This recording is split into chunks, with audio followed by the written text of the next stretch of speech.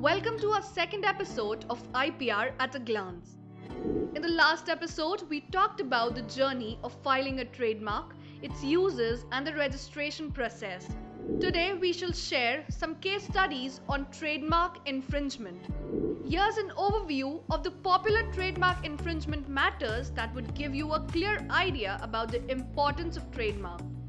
Knowing about the trademark infringement of popular companies, which would help you to avoid trademark issues in your business. Today, we shall talk about 3 major trademark infringement cases that have taken place in the past. So let's begin. Here's the first case study that we would talk about is on the dispute between PayPal and Paytm.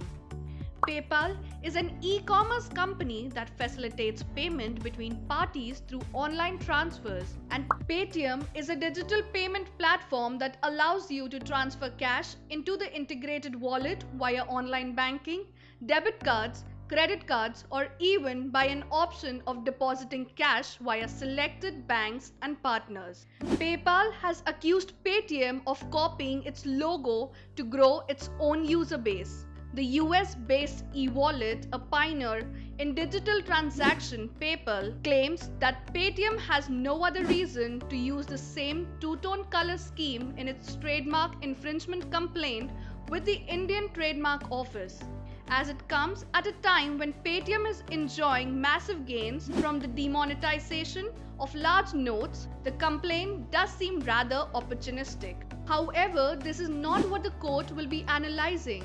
And though the colors of a logo may not mean anything to common observers, smaller matters have been at the center of trademark infringement cases in the past, and as we shall see, with a very good reason.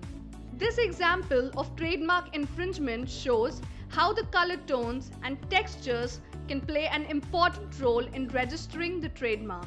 Now the second big example of trademark infringement is between Fevicol and Trevicol. Fevicol has been in the market since 1960 and the trademark was registered in that year too. It had a huge sales and the company Pidilite had spent a good amount of money on the advertising and publicity for the brand.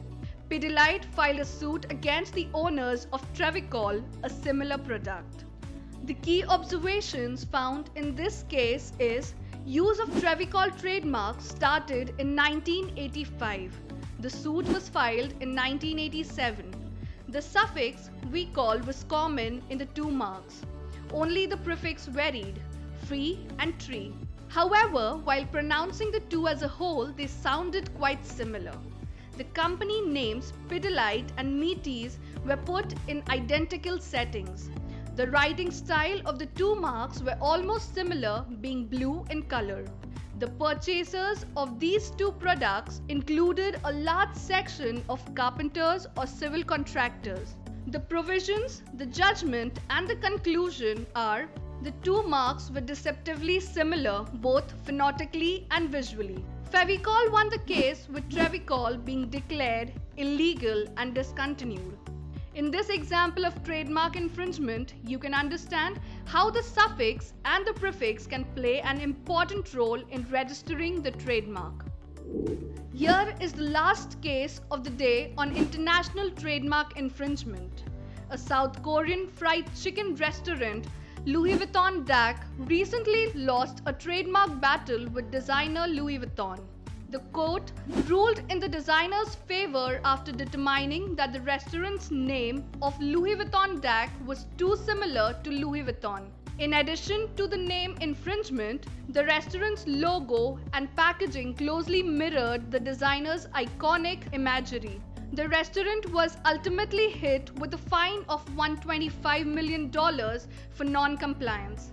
Later, they changed their name immediately after the first ruling of Louis Vuitton Dak. Many brands can avoid similar expensive legal battles by avoiding mirroring their brand closely after another, even if the product and purchase channels have nothing in common. Through these case studies, we aim to raise awareness for trademark, its registration process, and compliance involved, including other intellectual property rights. Stay tuned with us to get more information with our next episodes of IPR at a glance only at IP Jagruti. Innovation is our tradition.